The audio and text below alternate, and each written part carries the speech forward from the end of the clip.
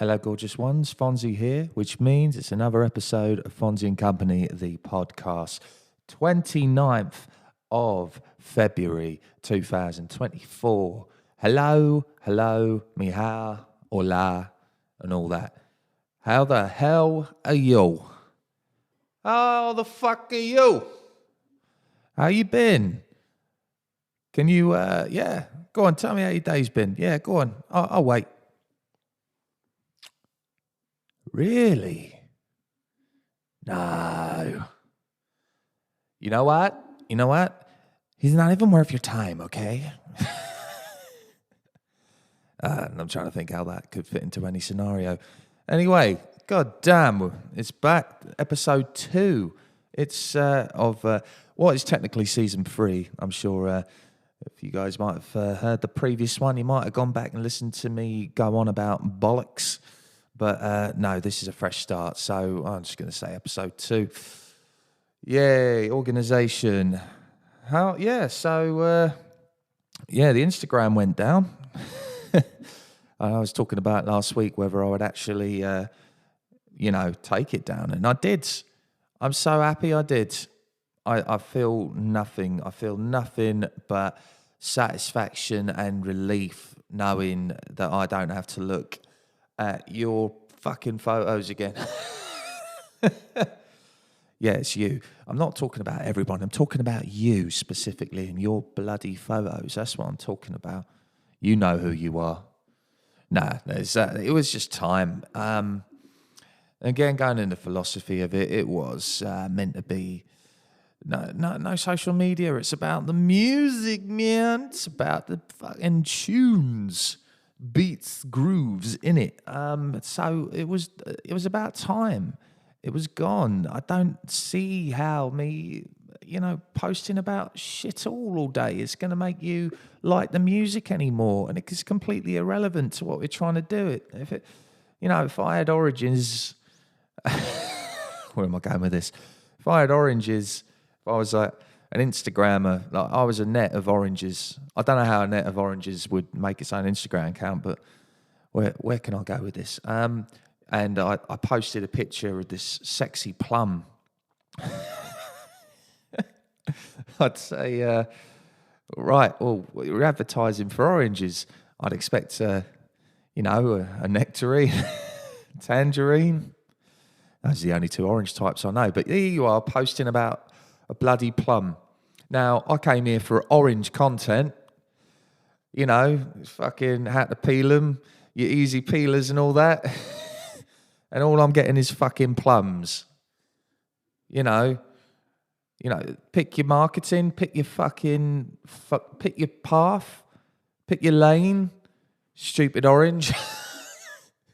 or even better, you fucking plum. Oh no. Instagram is gone. That's it. That's exactly what I meant to say. Instagram is gone. I've started to spiral into, I'm only human. I do have a phone. I am a man of the 21st century. It's not like I don't have my dibble-dabbles in other little, media content and things like that. YouTube is one of them. And that is one platform we will be staying on. Thank God. Saying that, thank God, fucking hell. You remember when YouTube first came out around, 2006? I don't know.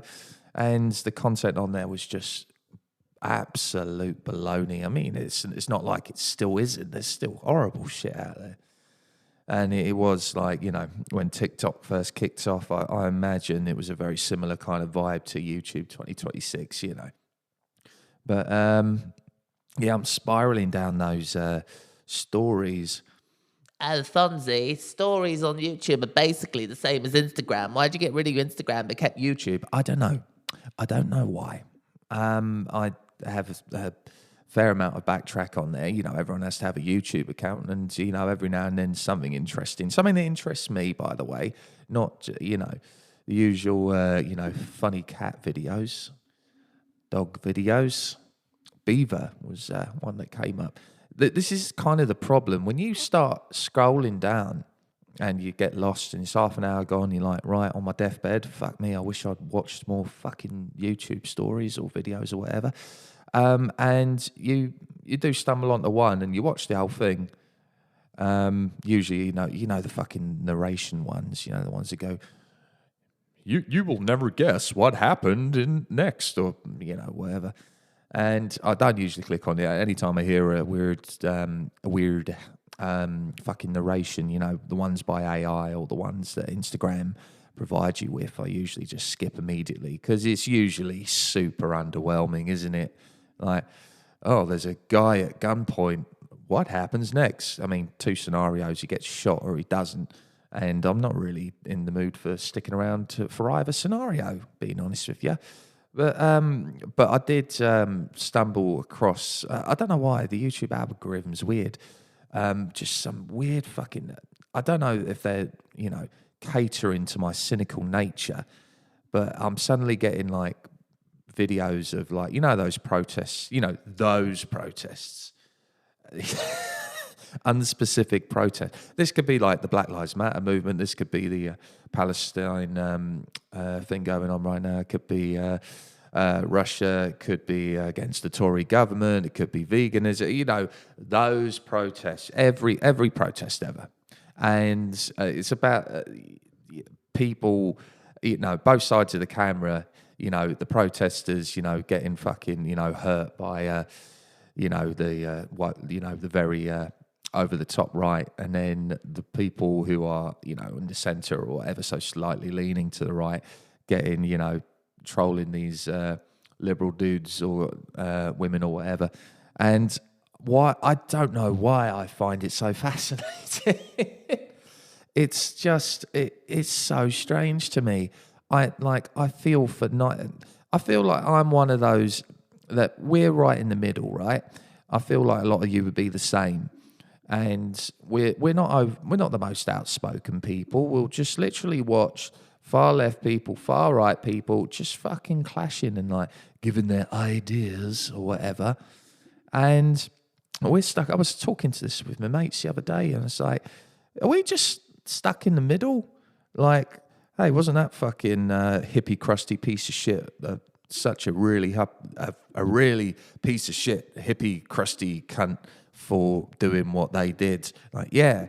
Said, oh yeah, but you seen that fucking like guy with the beard, with the Confederate flag? He's a fucking invalid as well.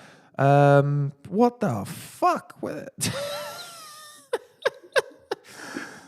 Oh God! I feel like we're stuck in the middle, watching everyone fight, and it's hilarious. And the ones with don't have a voice, it's not like we don't have a voice; we just don't choose to fucking use it. There's just other hills that we want to die on, and I'm just sitting there with YouTube, like, this is my entertainment. Dance for me, puppets. It's so fucking fascinating to me, but no, immediately come off of it and go, what the fuck was that? That was a spiral. No, why? This is why I got rid of Instagram. So yeah, watch this space. I tried to get the podcast up on YouTube Music, but it's not having any of it. I'll try again, but we'll see what happens there. We were. What did we do? Oh, the big news. Yeah, we were recording. We were recording last week. Yeah, so, what the usual shit. You gather all your instruments, you learn, you play to a click track, and you want to be tight before you go into the studio, silly bastards. All right, well, I'm fucking paying for it. I don't have to fucking practice and all the songs like the back of my hand, like, you know what I mean? I'm a fucking voice of a generation.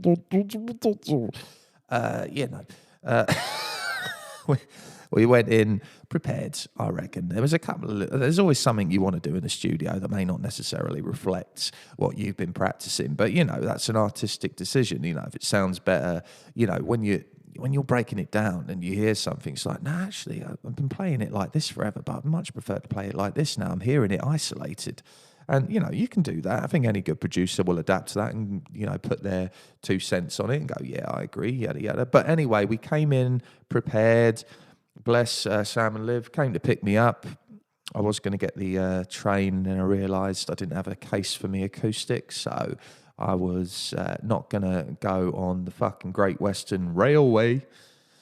What fucking people, you Americans out there, you don't realise how lucky you got it with your trains. Fucking our rail system is shit, man. It's fucking shot to bollocks. Like, if you go from Bristol to London, so this is what, like, maybe a couple of hours in a car. I can't remember how many miles it is, 110, 120 miles maybe.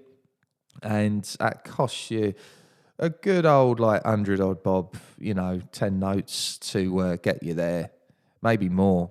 And it always delayed, always smells a bit funny. I know you're used to your fucking New York subways or whatever, but, it's just expensive. I would recommend the Megabus. Megabus is cheap as fuck, and you will probably not get there on time.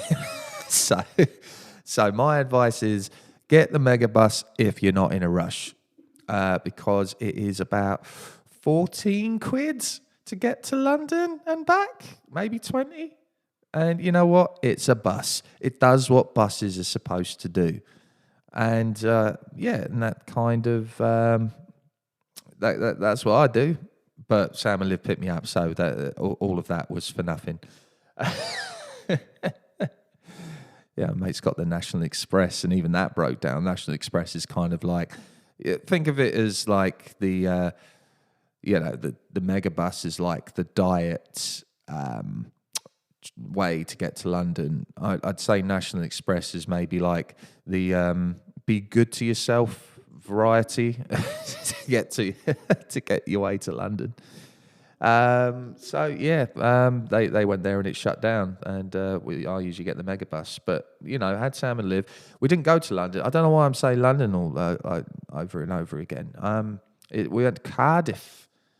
This is another bloody mention for my Welsh allies.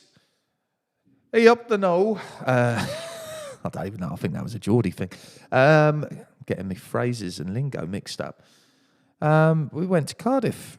We went to Cardiff, everybody, which is in Wales. For all you geographers out there. Journey was easy. No problems whatsoever. It's just nice, going past the Welsh countryside as well. There's no countryside. There's no fucking countryside. There's like a little bit. And it's pretty run down. Once you get over the bridge, it's a little bit run down, to say the least. But when you get over there, you go into Cardiff, you go around Cardiff, you go north of Cardiff, you take a right around Cardiff Road. We got there. In a lovely little place called Pontcanna. Pontcanna is just north of the city, maybe northwest of the city. It's so pretty. It's a very middle class sort of kind of thing, but it was clean. It was just very pretty to look at. The nice little houses and that. We couldn't actually find the studio to start off with because, you get an address, you get a door number. So naturally, you just go on the street, look for the door number, tap on the door, and you're in. So unfortunately, that didn't happen. We eventually found a parking spot, and we were very lucky, apparently, to find the parking spot we did. Once we got there, we went down to said number on the address, and it just looks like someone's house. And you're like, right, this is a studio? I mean, it could be.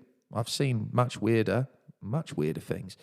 But down the side, there was this alleyway, and there was like music coming from there. I'm like, all right, it was probably down there, isn't it? We go down this alleyway, and it's this gorgeous, I imagine like most Americans have a cliche of the UK, like, very old-timey, cobbled streets. There's, 2 for £1, 2 for £1, 3 for 50p. That's a terrible offer. The market stalls and that. And, tea and hats and, the Queen and all that bollocks. Go fuck yourself. We're more than that. We like biscuits as well. We went down this alleyway and there was this gorgeous little stalls selling like little trinkets. There was a little coffee place. There was a little like barbecue in the back. And then when you got to the end of this alleyway, it was just fucking stone dead. Like there was dead end, but there was a brewery right fucking there. Like, whoa, this is cool. A little local brewery. It used to supply a lot of Cardiff apparently, but has now decided just to supply to itself and, run the bar out of it. So, I mean, that's about as independent and cool and crafty as you can get, really. A beer that doesn't want to make that much money. Just wants to make enough beer to, keep on by, which I can fully respect. And, anyway, we got there and still no sign of this fucking studio. So we got a coffee place, a brewery, and a place that sells Viking mugs. Genuinely. We had a little cheesery. That's not what you call it, isn't it? Not a cheesery. What are they fucking called? A cheese-making place. Fuck me, that is gonna frustrate some people. I nearly said cobblers. That's for fucking shoes. Yeah. Hold on. Google's coming out. What are is cheesemongers? It's gonna be cheesemongers. Before I even put this in, cheese makers called. Yeah, it's just simply a cheesemaker. What? What do you call someone who makes cheese? Simply a cheesemaker. Or if you try to impress someone, you could go with the French word fromage or cheesemonger. Hey, guys, I've got this really great trick. Oh, what is it, Fonz? Fromage. Try to impress someone. Go fuck yourself, Google. We got there. We still couldn't find it. While Fonzy was Googling, still can't find the studio. So we were just sitting there, had a coffee, and we were like, right, sure he'll be there. I was messaging the producer. Still no sign of Mr. Producer. Where is he? And everyone looked kind of dressed the same, and they got these buskers not buskers, like little street performers doing like lovely Welsh folk songs, a lovely wee viola, and a lovely little xylophone, not a xylophone, fucking accordion, that is it. And it was adorable, nice little festive, atmosphere. But everyone's kind of dressed like normal and that, and there's us like big shades, leather jackets, just sitting there like, cool. Where the fuck we stick out like a fucking sore thumb here? I think they're going to sacrifice us to one of their Welsh gods or whatever. So the harvest can be beautiful this year. We got a 34-year-old white man with a leather jacket. Oh, the harvest is going to be good this year. I've got to stop doing the accent. I know, I've been told I'm fucking terrible at it. Comes out like Pakistani sometimes. It's awful. But then the one guy who we saw going through the alleyway, leather jacket as well, fucking cool ass hair, and he walks past us. I'm like, I bet that was him, because he has no idea what we look like. So I bet that was him. And lo and behold, he comes back about 3 minutes later and goes, right, oh, Fonzy, I assume. I'm like, yeah, fucking knew it was you, bro. The only other leather jacket bloke. And he takes us through. And turns out the studio is right next to this brewery. So bearing in mind, I know a lot of you who record have got like studios in the middle of arse fuck nowhere, no sales signal. Sometimes that's good, clear your head. Take a load of fucking drugs and see what happens in the studio, mate. And, run around being all cool and that.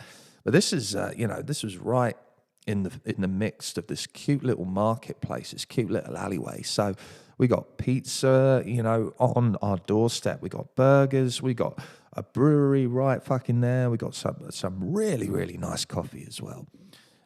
Just right there on the doorstep. We don't have to go anywhere. It's brilliant. So we get in the studio, tiny little place, so adorable, so charming. And let me tell you about some of the gear. By the way, producer's name is Mr. Andrew Sanders. What a fucking shout out to that fucking man. What he has made this experience just so easy, you know. And he genuinely made us feel like these songs were good. Whether they are or not is something else for you guys to decide when they come out. But he was so enthusiastic. I think that's what you need to be as a producer. You need to, you know, get your musicians, you know, riled up for this. And, you know, you need to be able to also dial it back a bit and to know, you know, what to do in certain situations. And you know, it was a pleasure throughout the entire thing. This guy's gear is, you know, lovely stacked.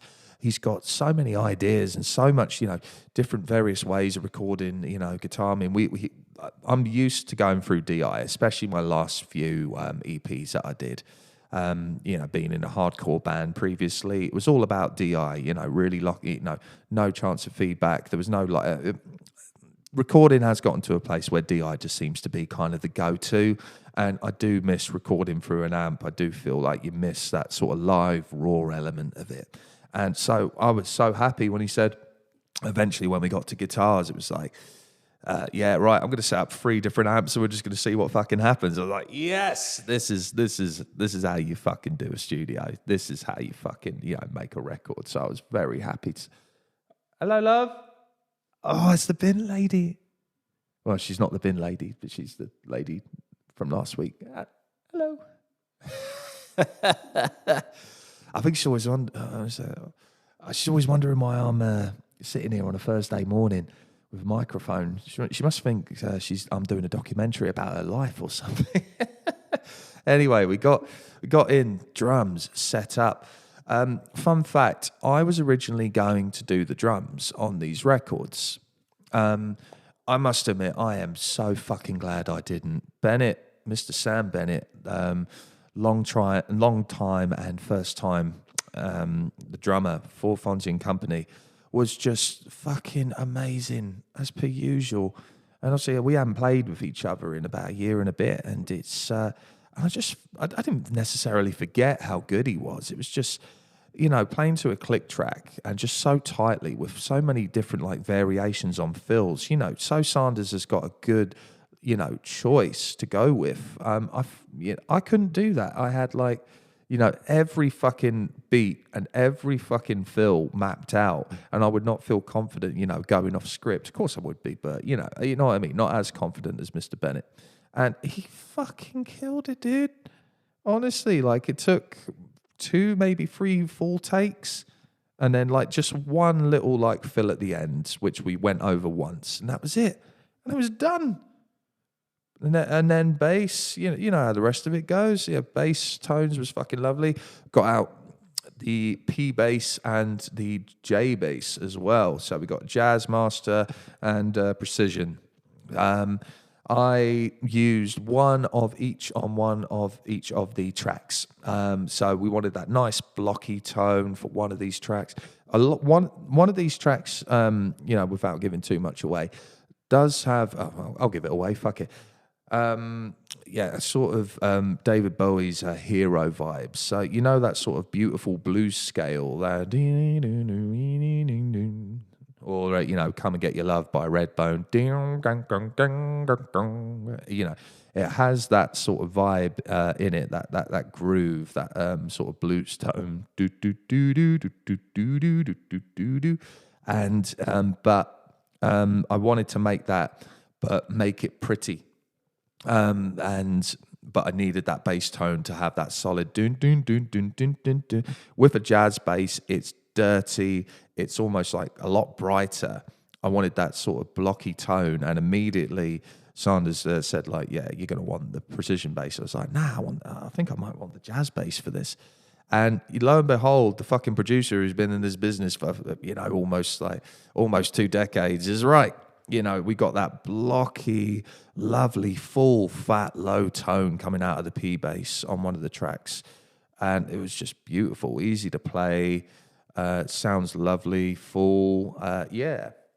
And then the second track, we've got a nice dirty Pixies Kim Deal thing going on there. You've got a nice treble high, super low, almost little to no mids in there. It's just lovely. And I'm playing with fingers on the dun dun dun dun dun dun dun dun track.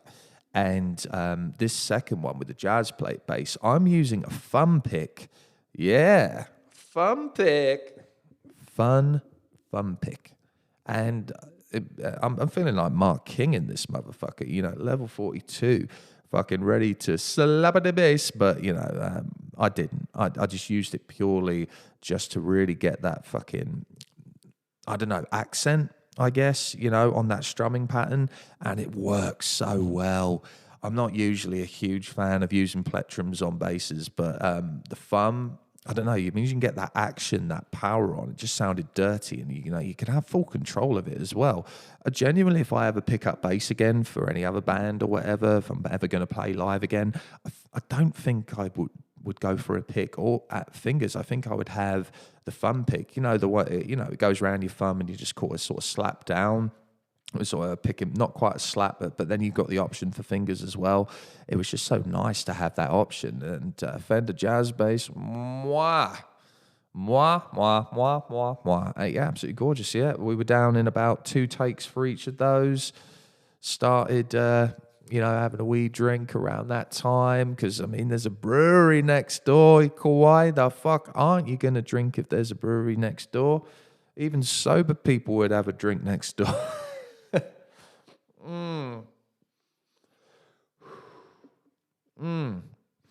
Yeah, we got the bass done. Oh, during that first day as well, we had there was a friend of mine called Riley. We'll shout out to her band, the Serene Scene, who were recording in there. They're a brand new band, just getting started. Kind of a little bit of hard alt rock, a little bit of folk in there. They're got to meet her band, and they're a lovely bunch of guys. And they're not. I did tell her that they're not caught up in the whole like rock. I'm a rock and roll guy or whatever. Because I've met people who have only just started bands and they immediately put the persona on, and you're like, shut the fuck up, you posing piece of shit. These guys are just, down to earth, lovely, lovely Welsh lads, playing their instruments and just enjoying it. And they'd just been recording with Sanders the day before, and they came down to have a few photos, and that it was adorable. Shout out to them. I don't know when they're releasing their records, but I'm sure it'll be in the near future. But if you look up the Serene Scene on Instagram, sure you'll find them there.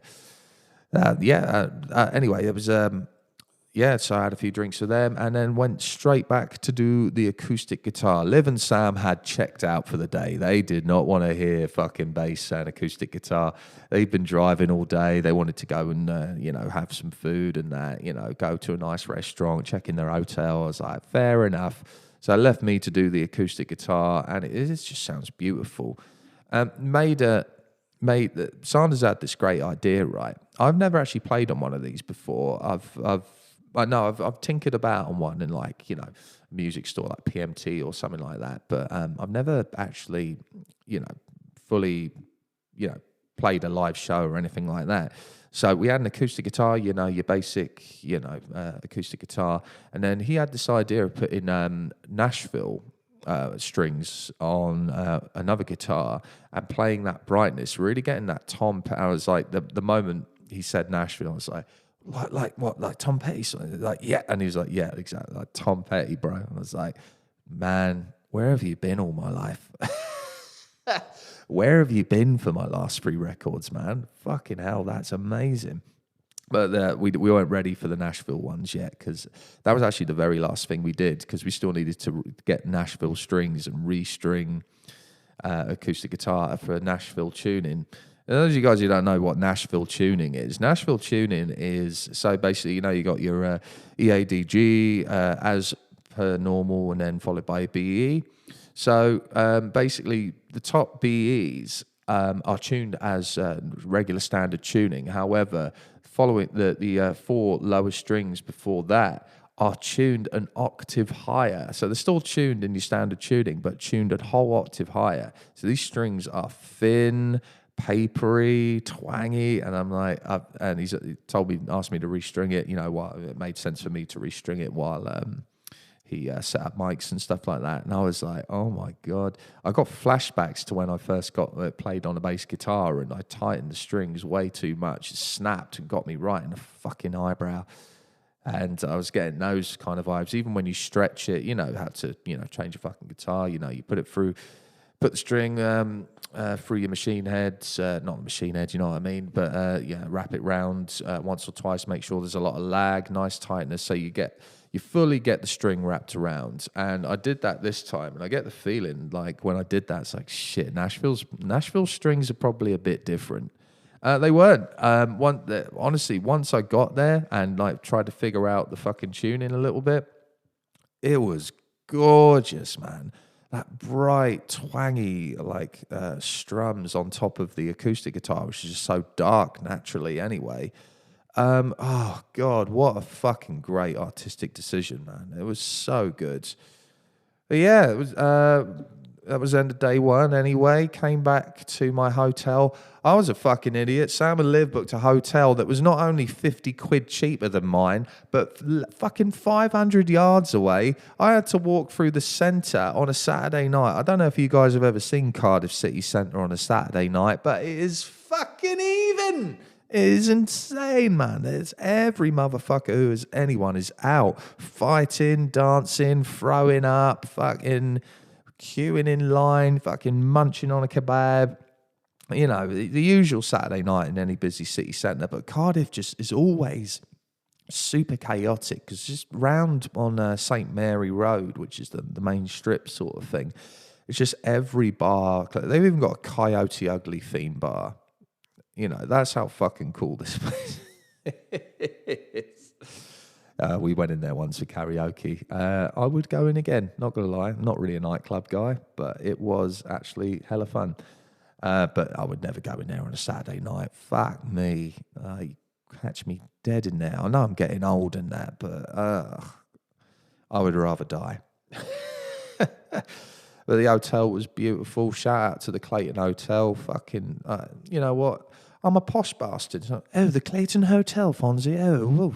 Check you out, Mr. Moneybags. I know I'm Mr. Moneybags. I'm not actually Mr. Moneybags, but I wanted to fork out in a decent hotel and I know the Clayton's good. So the Clayton we went into, fucking reception's lovely. She's obviously had some shit that night. She's got the stag do's coming through.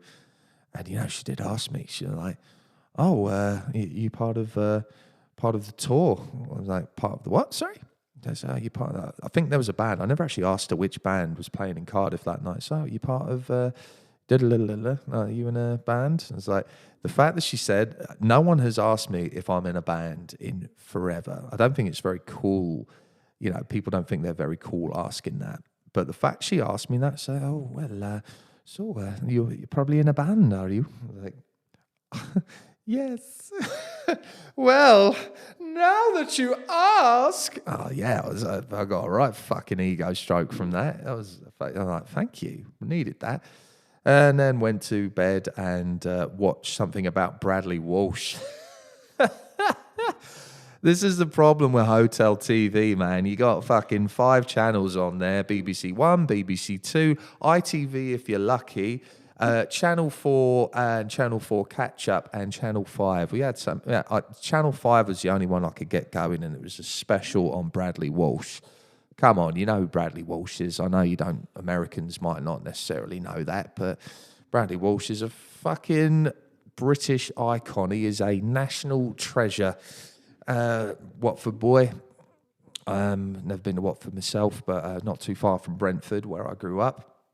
It was interesting.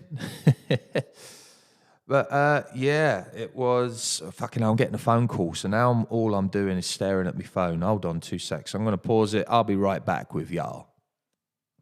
Yeah, sorry, that was work stuff. Had to get that. It never ends, honestly. You know, what a fucking idiot for deciding to move house, record a fucking record, and buy a fucking restaurant at the same time. What a fucking idiot I am. Where was I? Bradley Walsh. Yeah, he's cool. He's got lots of celebrity friends. I didn't know that. He had friends with fucking Vinnie Jones, Ray Winston. Shit, yeah, boy's got credentials. But yeah, unfortunately, actually regarding work, I went to bed that night after sweet Bradley sent me to sleep. God bless him. And I got a phone call at 2:30 in the morning. Now I'm not going to name any names. I'm going to be cool. But obviously, I left my restaurant in the hands of who was my assistant manager. No longer, I'm afraid. Basically, I get a phone call from a neighbour and also actually an ex-employee saying there's a group of men outside the restaurant. It's 2:30 in the morning. Bearing in mind, we close at 9:30. So this is 6 hours later. And the restaurant's open. And I don't really know what to do. So I didn't get this. I get that phone call with the voice note at 2:30, 3 o'clock in the morning. I wake up at 8 o'clock to find 3 missed calls from this voice note, and I was like, "You fucking what?" So I called her straight back, and immediately I went on to our group chat, and I was like, "Right, someone get to the fucking restaurant. It's open. There's people in there. Someone's fucking stealing from us. Someone get to the fucking restaurant as soon as possible. Someone obviously didn't lock the door or something like that." I'm like panicking. And then I call the neighbour / ex-employee. She was up still, luckily. God bless cocaine. and this is not, cocaine kind of did save the evening that night, it seemed, because one, the neighbour / ex-employee was still up. So that was good. And it comes back again in a second. But basically she said, I went there and there was this group of guys I didn't recognise. And there was a guy passed out. Bearing in mind, she left a long time ago, so might not have necessarily recognised the new staff. And there was a guy on the floor, passed out drunk. And when I look back at the cameras, lo and behold, there is my assistant manager getting absolutely trolleyed on my stock. I have mutual understanding with the guys. If it's been a busy night, Friday, Saturday night, yeah, you're welcome to 1 or 2 drinks. 1 or 2, and I mean that very, very fucking literally. Guy took the piss, to say the least, and not only did he pass out drunk, the moment he got caught by the neighbour, immediately up, got his shit together, and left the restaurant with his mates, apparently, leaving the door wide fucking open. So I've got a restaurant in the middle of the Bristol city centre, wide open for any old cunt to come in and just help themselves. We've still got the security cameras on, so that's fine. But, it doesn't stop, people from walking in there. You get opportunists everywhere, don't you? And then, so basically, again, this is when cocaine comes into it. One of the chefs, who is no longer the chef, don't worry, he can't be implemented in this, and I'm not going to name him because, well, luckily was having a bit of a session not too far away. So God bless him, he was still awake and came to the restaurant at about 3:03 to close the restaurant and lock it up. And he doesn't even work here anymore.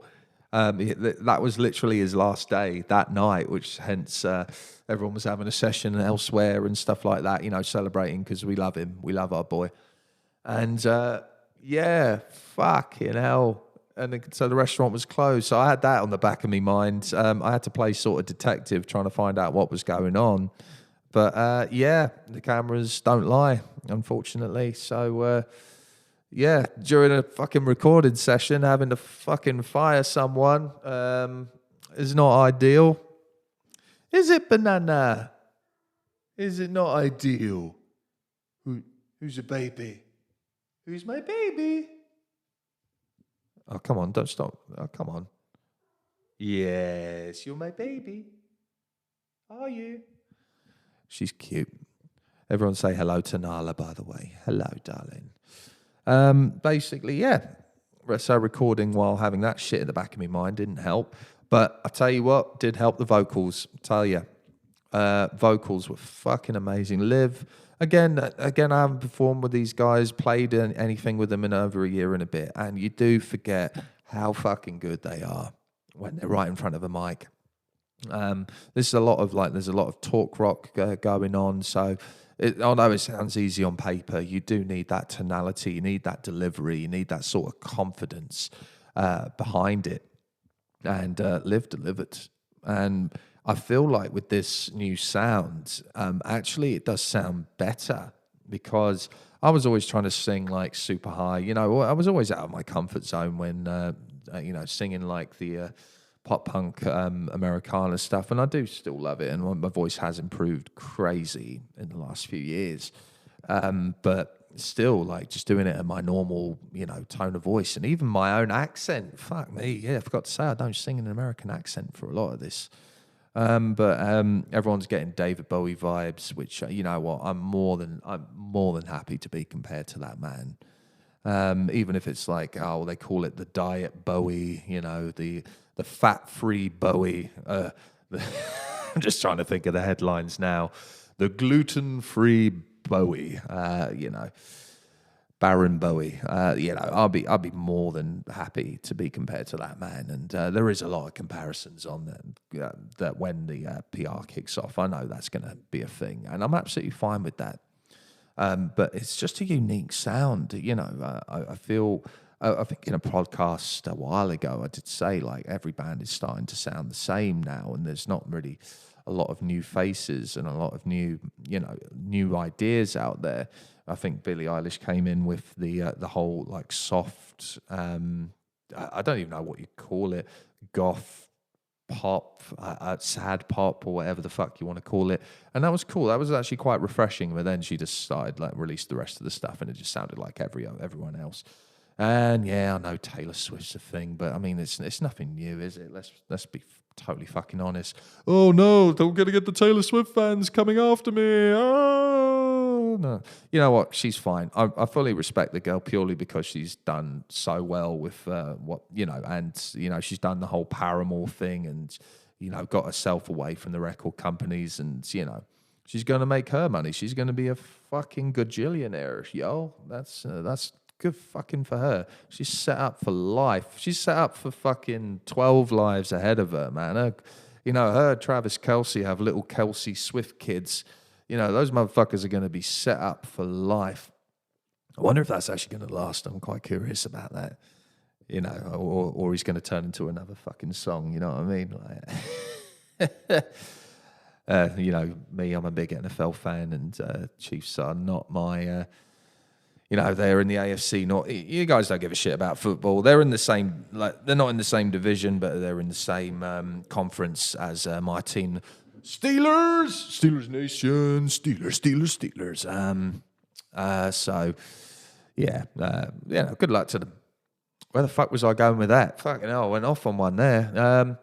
We finished the records at around 11 in the morning, after I put down that last E major strum on the Nashville guitar. And honestly, shout out to say, if you guys are in a band yourselves, you want a decent man, a decent producer with lots of variables on how you can produce your sound to the best of your ability, Kings Road Studio in Pontcanna, Cardiff. Mr. Andrew Saunders will look after you, and you know what? Pretty fucking good price as well. If you want the best, you got to pay for it, and you know what? Fair fucking play. I think we got the best in that scenario. So I'm very happy. Obviously, we'll wait to see for the final records to come out, but kudos to the man. And then we went home, went to bed. Then straight back to work the next day, back to reality. But guys, it's been strenuous, yo. I'm really enjoying that. This is my little just diary / catch up with you guys, and I fucking love it. I wish I'm gonna hopefully eventually get a few little sponsorships down the line. You know, I want to do some kind of, you know, reads or whatever. You know, I want to be able to talk to you guys and, you know, live on the podcast or whatever. Not live, you know what I mean? But it'd be nice. But you know what? I'm just enjoying being back in the fucking saddle again, yo. It's genuinely an absolute pleasure to be back. And, you know, to not have the stress and the implication that if you're not fucking TikTok famous, you'll never be famous at all. And it's just like, fuck you, man. Fuck off. Like, you know, it's part of it. It's not all of it. And, yeah, well, let's just enjoy the ride, guys, eh? Isn't that right, Banana? She just looked at me like I just fucking slapped her. I did. Love you. But yeah, guys, this is going to be me signing out. So you keep listening to the music. We will have our new record, Cinnamon Laces, coming out in the next couple of months. So please keep an eye out on Spotify, Apple, Amazon, Google, fucking Deezer, SoundCloud, Bandcamp. You know, we're not off the music platforms. The music platforms stay. You can't possibly post a picture of me dancing on a music platform now. That's not true. Spotify have those thingy videos now, don't they? But it's a 30-second looping video. You know, I'm all right with that. What? Oh, God, I've got a fucking head rush here. You know, I'm not used to talking for this amount of time. Guys, keep listening to the music. Love you super muchly. Nala loves you too. Fucking peace the fuck out, baby.